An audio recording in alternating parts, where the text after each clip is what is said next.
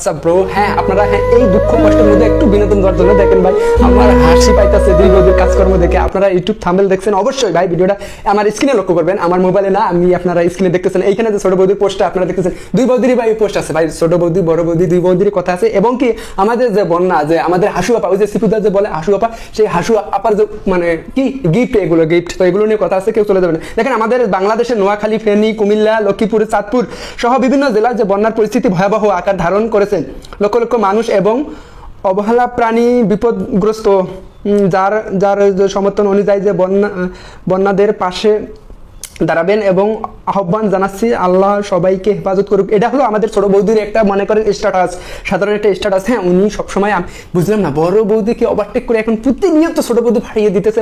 ছোট বৌদি যে মানুষের ভালোবাসা যে মানে পাচ্ছে, এটা কিন্তু ব্যাপক পাচ্ছে, কেননা তার ফেসবুক পোস্ট, তার মনে করেন লাইক কমেন্ট দেখলে আমি অবাক হয়ে যাচ্ছি, এইটা আমি হতভঙ্গ হয়ে যাচ্ছি। ছোট বৌদি সবসময় আগায় আসতে আছে। হ্যাঁ ছোট বৌদির দেখা দেখি বড় বৌদিও সেইখানে আস্তে আস্তে। এবং আপনার বড় বৌদির পোস্টটাও দেখেন, আমি আপনাদেরকে ওটাও দেখাচ্ছি। এই যে বড় বৌদির যে পোস্টটা আপনারা দেখছেন, কি দিচ্ছেন, I think Allah save our country from please, মানে উনি বুঝাইতে চাইছে বলে আমাদের মহান আল্লাহ তাআলা আমাদেরকে রক্ষা করুন, এই বন্যা পরিস্থিতি মানুষদেরকে রক্ষা করুন। হ্যাঁ উনি ভাই এখানে কেউ চলে যাবে না। এখানে একটা সবচেয়ে বড় কথা হলো, উনি এক ধর্মের লোক, আমাদের ধর্মের লোক না, উনি একেবারে অন্য ধর্মের লোক। তারপরে উনি যেভাবে আমাদের ইসলাম ধর্মটাকে উনি যেভাবে রেসপেক্ট করে, আমাদেরও তাকে রেসপেক্ট করা উচিত। আমি কি করি ভাই, এইটাই জাস্ট আমি এইটা মনে করি, আমি তাকে সাপোর্ট করি জাস্ট এইটা। উনি আমাদের ইসলাম ধর্মটাকে অসাধারণ, কোনোভাবে কুটিক্তি বলেন অসম্মানজনক কিছু হবে সেটা উনি কোনোভাবে, পরবর্তী বিশেষ করে অপুদি এটা করে নাই কখনো।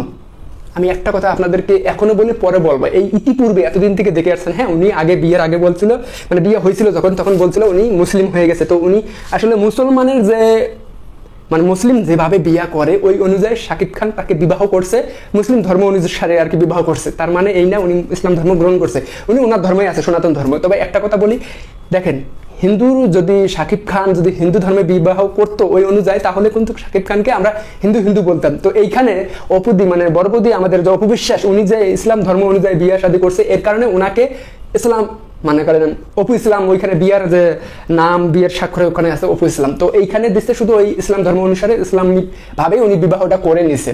বিবাহ ভাই এটা বৈধ জিনিস। তবে একটা কথা বলি, এখানে যে ছোট বৌদি, আর হ্যাঁ এনার কিন্তু বিতর্ক মনে করেন বিতর্ক বড় বৌদির পিছন ছাড়তেছে না। ইনি যাই করুক এখন, যতই পজিটিভ থাকুক, এখন বাঙালির কাছে আপাতত আমাদের বাংলাদেশের মানুষের কাছে এটা পজিটিভ লাগবে না। আমি একটা কথা সবার উদ্দেশ্যে বলি, দেখেন এইখানে কিন্তু অনেকেই এখন হাসু আপাকে দোষ দিচ্ছে বলে, আমাদের হাসু আপা ভারতে বসে এখন বাংলাদেশ থেকে ষড়যন্ত্র করছে, এতদিন জ্বালাইছে, তার জ্বালানো ভোগ করছি আমরা, এখন ভারতে বসে এগুলো চক্রান্ত করতেছে। 8টা জেলার মধ্যে ভাই, 8টা জেলার মধ্যে পানিবন্দী মানুষের অবস্থা, আপনারা খালি পিকচারগুলো একটু লক্ষ্য করেন। আমি জাস্ট আপনাদেরকে বলি ভাই, এগুলো ভয়াবহ বন্যা, এই 38 বছরের রেকর্ড ভেঙে দিছে। ভারতের ত্রিপুর যে মানে জেলা আছে, ওই জেলা 7 জন মানুষ মারা গেছে। বাংলাদেশে ইতিপূর্বে এখন পর্যন্ত আমি যতটুকু জানি এখনো বাংলাদেশের মানে কোনো মানুষ বন্যার কারণে মারা যায়নি। এটা সবচেয়ে একটা ভালো খবর। আর সবাই আজকে কমেন্ট বক্সে কি লিখবেন, আমিন লিখে দেবেন, সবাই কমেন্ট বক্সে আমিন লিখে দেবেন, না লিখে কেউ যাবেন না। দেখেন একটা কথা বলি, আমরা তাদের জন্য কি করতে পারি, যারা মানে করে যাদের তৌফিক আছে, অনেক ইসলামী ফাউন্ডেশন বলতে শুরু করে আপনাদের অনেক দেখলাম মানে মানবতা ফেরিয়ালা কিন্তু অলরেডি বাইর হয়ে গেছে। আসলে তারা এইগুলোর পাশে, তারা আসলে তারা সত্যিকারের মানবতা ফেরিয়ালা। দেখেন অনেক সংগঠন, অনেক ইউটিউবার, অনেক ভাই ব্রাদার কি ফেনী থেকে লক্ষ্মীপুর, আপনার নোয়াখালী, কুমিল্লা এগুলো জেলার মধ্যে অলরেডি মানুষ যাওয়া শুরু করে দিছে, অলরেডি সবার পাশে দাঁড়াইতেছে। তো আমরা কি করতে পারি, যারা মানে যাদের সাধ্য নাই আর কি, যাদের সাধ্য নাই টাকা পয়সা দেওয়ার মতো, তারা কি করতে পারি, আমরা 2 হাত তুলে আল্লাহর কাছে মিনতি করতে পারি এবং দোয়া করতে পারি মন থেকে। এই দোয়াটাই আপনার কাজে লাগবে। হ্যাঁ আমি বিশ্বাস করি না, আপনারা বলবেন বলে এটা মোদির চক্রান্ত, এটা হাসু আপার চক্রান্ত, মানে সৈন্যচারী শেখ হাসিনার চক্রান্ত। আমি মনে করি ওই উপরওয়ালা যদি চায় তাহলে সবকিছু সম্ভব। ওই উপরওয়ালা চাইছে বিধায় আমাদের আল্লাহর রহমতের পানি আমাদের উপর দিয়ে বয়ে যাচ্ছে। আমি কখনোই দোষ দেবো না তাদের কখনোই দোষ দেবো না। হ্যাঁ দোষ যে দেবো না, ঠিক আছে, আমরা মনে প্রাণে বিশ্বাস করি এই উপরওয়ালার রহমতের পানি আমাদের। তবে কেউ যদি শয়তানি করে আমাদের মেরে ফেলার জন্য সেই পানিগুলো ছাইড়া দেয়, তাহলে কিন্তু এটা ঠিক না। আর পারলাম না তাদের বিরুদ্ধে আর কি বলবো। ভারতে কিছু মিডিয়া আছে, বাংলাদেশে যে বন্যায় যে মানে ঘর বাড়ি তালায় যাইতেছে এবং এইসব নিয়ে হাস্যকার করে হাসাহাসি করতেছে। অল বিশ্বের কাছে ভারত বর্তমান বাংলাদেশকে হাসির একটা পাত্র মনে করে। কিছুদিন আগে দেখলেন এক মিডিয়া কি করলো, বাংলাদেশকে সৈন্যচারী মনে করেন আপনার কত কি কথাবার্তা জামাত শিবিরদের অমুক তমুক কথাবার্তা বলে মানে বিশ্বের মধ্যে একটা ছোট করার জন্য ওনারা খুব চেষ্টা করছে, পারলো না, ব্যর্থ হয়ে গেছে। তো এখন কিভাবে মানে পারবে? অলরেডি কিন্তু বাংলাদেশের ভাই ব্রাদার সবাই ভারতের পণ্য বয়কট করছে। আমি মন থেকে বয়কট করলি, ভারত বলতে বয়কট। ভাই আপনারা যারা ভিডিওটা দেখতেছেন প্লিজ বাঙালি ভাই ব্রাদার এবং কলকাতার ভাই ব্রাদার, আপনারা কেউ মন খারাপ করবে না, আপনাদেরকে আমরা মন দিয়ে ভালোবাসি। তবে আপনাদের মোদী সরকারকে না, আপনাদের প্রশাসনকে না, আপনাদের বিজেপিকে না, ঠিক আছে? আমরা আপনাদেরকে রেসপেক্ট করি, কলকাতাবাসী ভাই ব্রাদার, তাদেরকে আমি মন থেকে ভালোবাসি। এবং আমাদের বাঙালি বাংলা ভাষা যারা কথাবার্তা বলে তাদেরকে আমরা যথেষ্ট রেসপেক্ট করি, যথেষ্ট ভালোবাসা দেই, যথেষ্ট ভালোবাসি, এখনো বেশি যাব। তবে একটা কথা বলি, আমরা মোদীকে না, আপনারা যে মোদী আন্ডারে আছেন, যেমন আমরা শেখ হাসিনার আন্ডারে এতদিন ওই অত্যাচার ভোগ করছি, আপনাদেরও করার কিছু নেই। তো যাই হোক, আপনারা অবশ্যই ঈশ্বর বলেন, ভগবান বলেন, আপনার আল্লাহ বলেন, একজন তা উপর আল্লাহ দেখতেছে নাকি, ওরও ধ্বংস আছে, নিশ্চিত মোদিরও ধ্বংস আছে। আমরা মোদিরও ধ্বংস কাছায় আসে, আমরা দেখতে পারবো। এটা কিছুদিনের মধ্যেও না হোক, কিছু বছরের মধ্যে হয়ে যাবে, মোদিরও ধ্বংস হয়ে যাবে। কেননা ভাই, পাপ এবং শয়তান কোনোদিনও চিরস্থায়ী না, সবগুলাই ধ্বংস হয়। দেখবেন একটা মুভি বলেন, ওগুলো তো কাল্পনিক একটা দৃশ্য দিয়ে বোঝায় যায়, তবে বাস্তবে ভাই এইটাই, ভিলেন কোনোদিন নায়কের সামনে টিকতে পারে না। একটা কথা বলবেন, আপনারা হলেন নায়ক, আর যারা আপনাকে শাসন করতেছে না সে হলো ভিলেন।